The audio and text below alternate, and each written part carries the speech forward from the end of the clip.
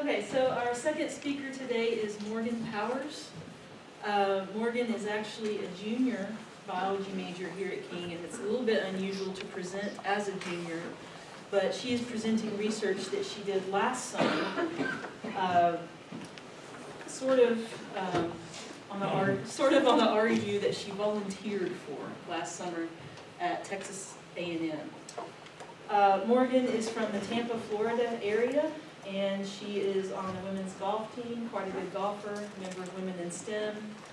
And this coming summer, she has another research experience lined up at Baylor University in Texas. And her career goal is to continue doing research toward the biomedical field and to get a PhD, probably in biochemistry, is what she's planning on. So please welcome Morgan. And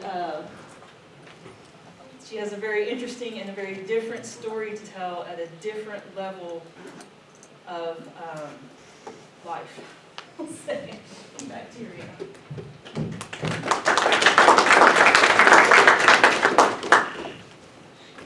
Thank you, Dr. Ong, for that introduction. As she said, I'm Morgan, and this past summer I did get to do research at Texas A&M University, and I got to work in Dr. Straight's lab, and we worked on enhanced antibiotic resistance in a mobile bacteria population.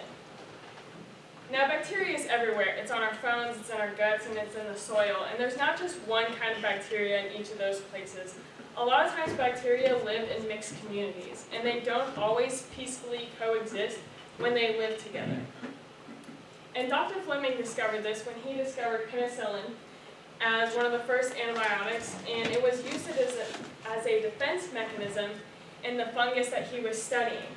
And this is important to us because now we're facing an antibiotic crisis where these antibiotics that are produced by bacteria or different fungi have now become so prevalent that bacteria are becoming more resistant.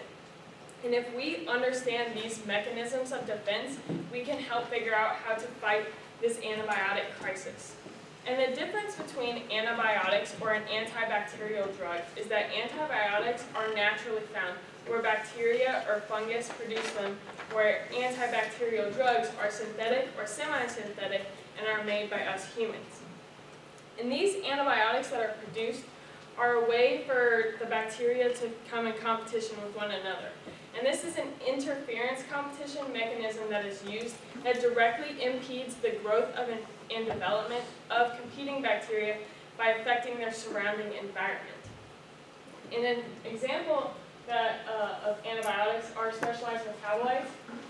And specialized metabolites directly impact the metabolism of the competing bacteria. And in this picture we can see that this is actually the fungus that produces penicillin. And the closer you are to this, the darker the color of yellow and the higher the concentration of penicillin. And then at the edge of the plate, we see a lower concentration of penicillin, so a lighter yellow color. And in this lower concentration, the bacteria might be able to survive, but in close proximity, unless the other bacteria has resistance to penicillin, it can't survive in that area. And the other bacteria have defense mechanisms to protect against the antibiotics that are released into their environment. And one example of this is efflux pumps. So the drug comes into the cell, and the cell recognizes that, and then it has a pump that pumps the drug out of the cell so that the cell can continue to grow and survive. The next example is the modification of antibiotics. So the antibiotic comes into the cell, and then the cell has an enzyme that then breaks down or somehow alters the antibiotic so that it's no longer in its active form and it can no longer harm the cell. And the next thing a cell can do is change the antibiotic binding site. And this affects certain antibiotics that specifically target ribosomes. And the reason certain antibiotics target ribosomes is because ribosomes are a part of the central dogma. And the central dogma is where the DNA is replicated, and then it is transcribed into RNA, and then the RNA is then translated by the ribosomes into a protein, which then makes it useful, and it can be expressed within the cell. And so if the ribosomes can no longer function because the antibiotic is bound to it, then the cell can no longer continue to grow and replicate. However, when the cell changes the antibiotic binding site, the antibiotic can no longer bind to the ribosome, so the cell can continue to grow. And now, on a colony level, the whole colony of cells can respond instead of just on the individual cell level. And in our lab, we focused on this motility response. However, that is not the only defense response that a colony can have. One response that a colony can have is this biofilm formation. And it kind of forms a protective blanket over the cells, so that way it can keep out the harmful different things that could be in the environment to kill the colony. Another thing that a colony can do in stressful situations is form a spore. So what this goes, it's kind of like a hibernation state, so to say. So the cell recognizes that it's in a stressful situation and that it can't live in the environment that it's currently in.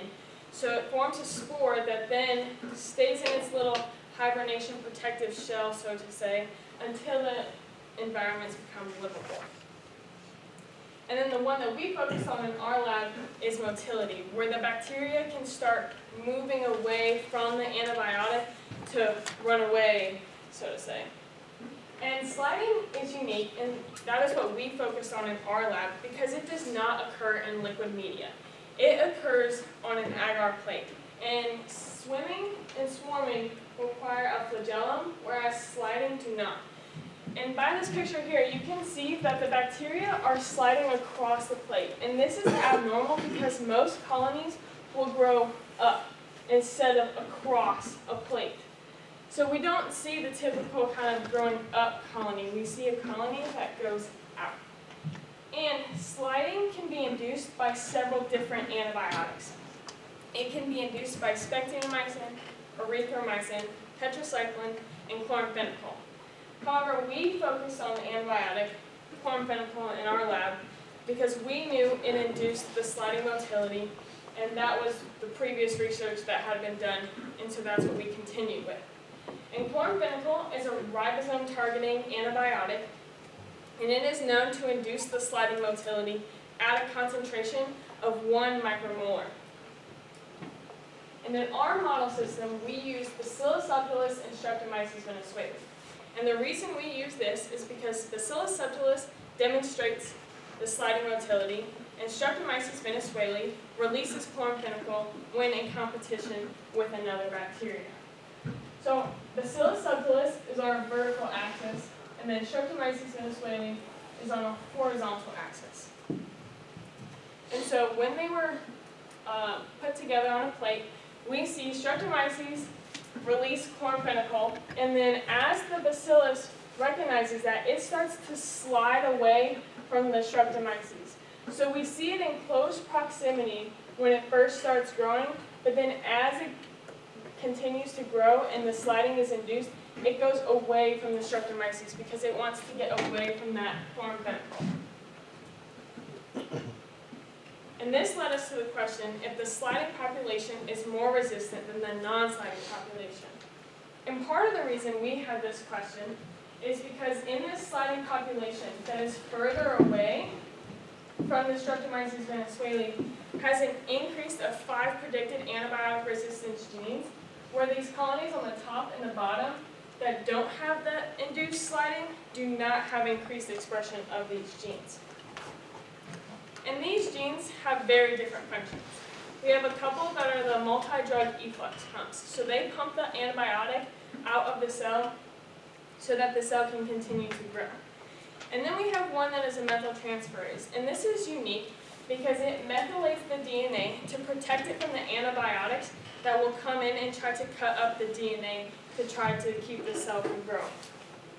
And then one of the genes that we studied, we're unsure of the exact function because it kind of was introduced to us late in the summer, and there's not much known about the gene, and so that was one of our goals to see if we could figure out the function.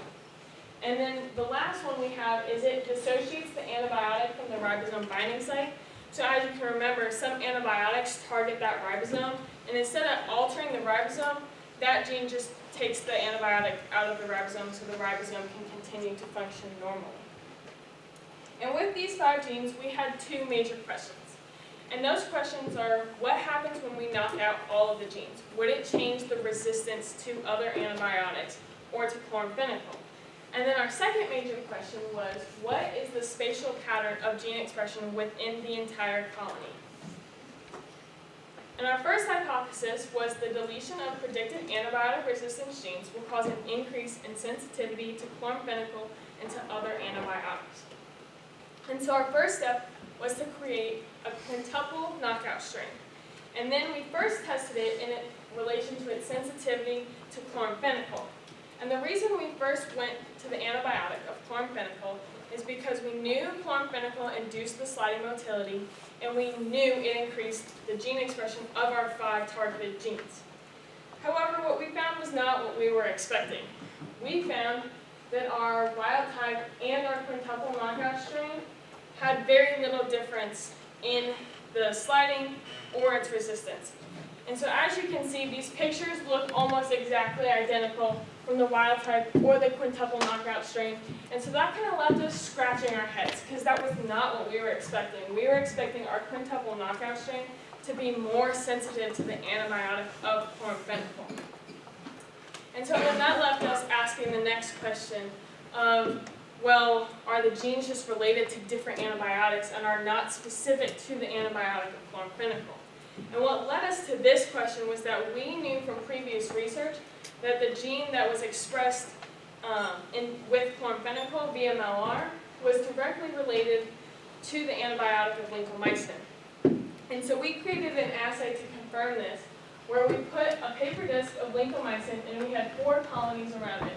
And colonies A and C contained the gene VMLR, where colonies D and B did not contain the gene VMLR.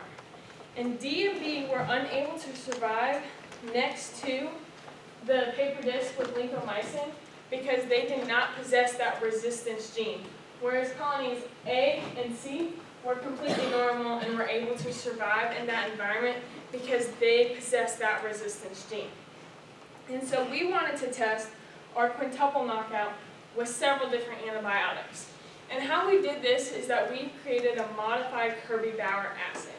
And how we did this is we started with 2 agar plates. And we had one with chloramphenicol and one without chloramphenicol. And the reason we chose to do a plate with chloramphenicol is because we knew chloramphenicol induced the sliding and it increased the gene expression of our 5 targeted genes. And so we wanted to know if that, because of the presence of chloramphenicol, if it would then increase the resistance with chloramphenicol and those increased gene expressions. And then what we did after we had those plates prepared is we grew a B. subtilis lawn, and then we placed the paper disc on those lawn, waited 24 hours to then measure this inhibitory zone. And this inhibitory zone is important because that's where the bacteria can no longer live. And so an increased inhibitory zone means an increased sensitivity to the antibiotic. And then a smaller inhibitory zone means increased resistance to an antibiotic. So we were expecting to see a smaller inhibitory zone on our wild type compared to our quintuple knockout strain. However, once again, we were faced with kind of unexpected results in that a majority of the antibiotics we tested, we saw very similar inhibitory zones. So as you can see from this picture with the apomycin antibiotic, these inhibitory zones look almost exactly the same, and that there's no significant difference between the 2 of them. However, we did find 2 antibiotics that had a result that was different from the exact same thing. And first we saw that in fleomycin, and we saw it in our wild type. And then if you notice, on the plate with chloramphenicol, there is no inhibitory zone. However, the plate without chloramphenicol had a small inhibitory zone. So this indicates to us that something with the presence of chloramphenicol increased the resistance to the antibiotic of fleomycin.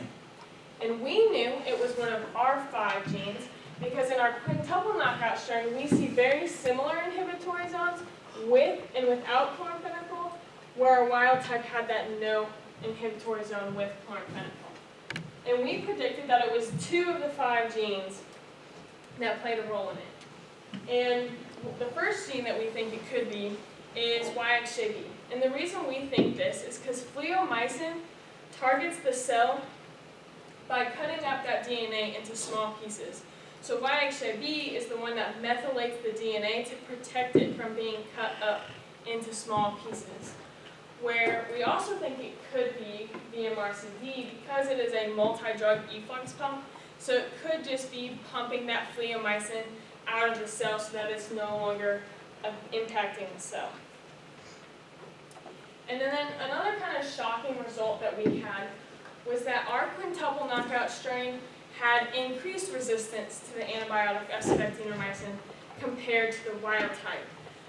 So as you can see from these pictures, on both the plates with and without chloramphenicol, our quintuple knockout strain had smaller inhibitory zones compared to our wild type.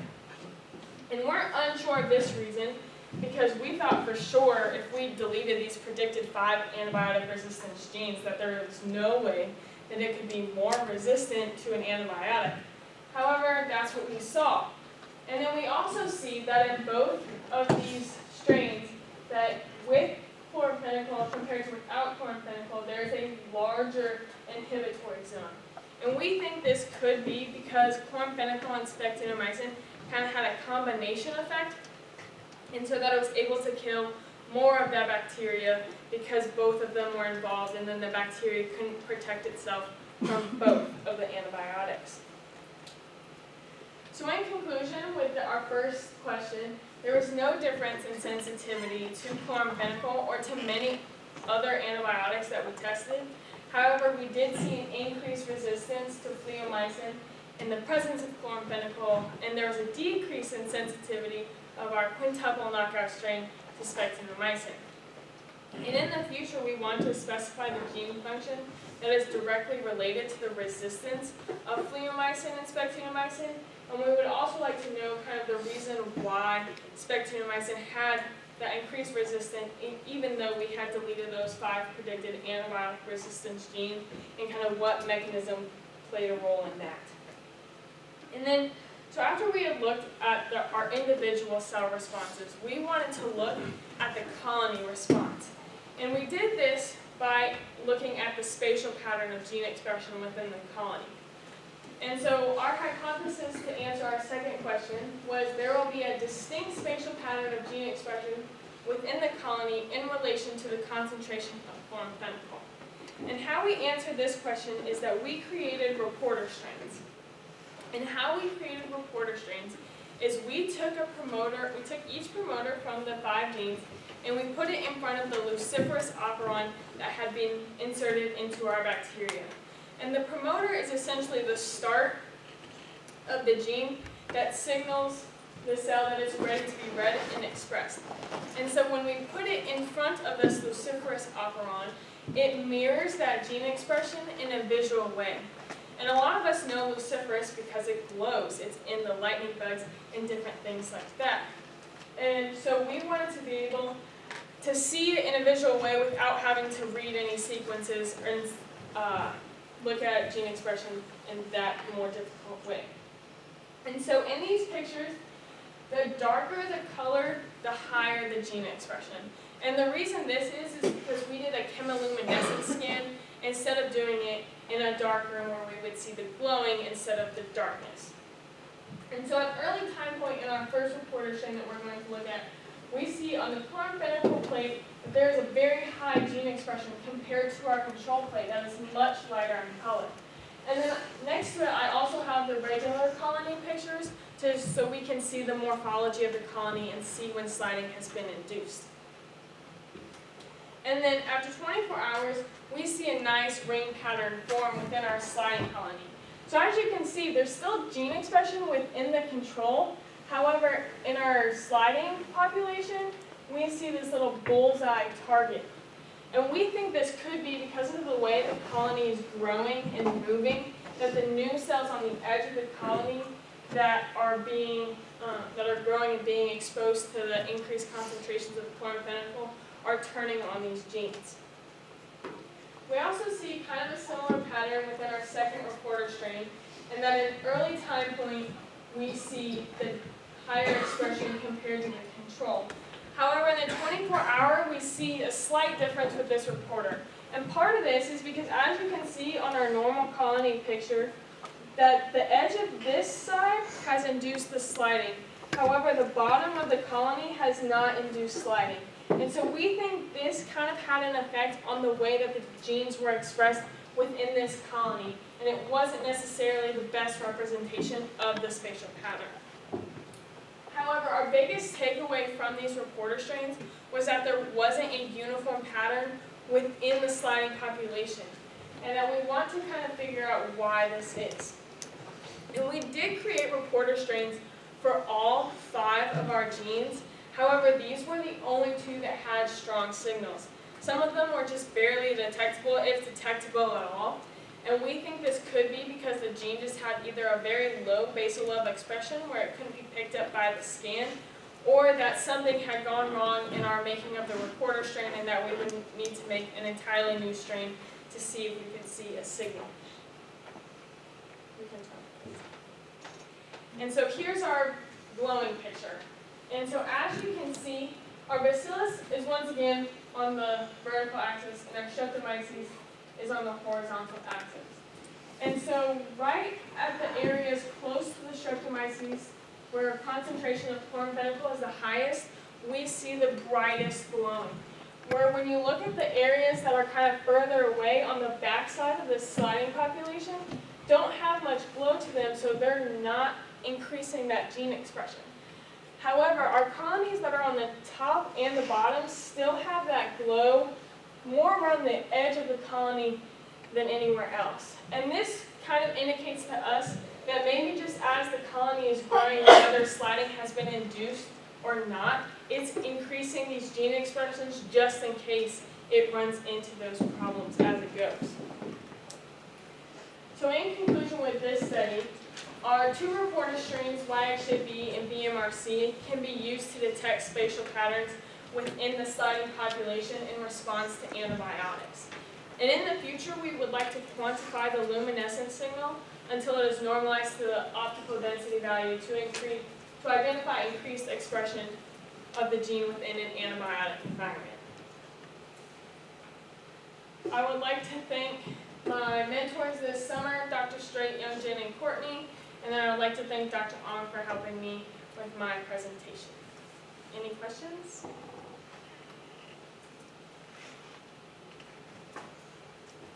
Yes?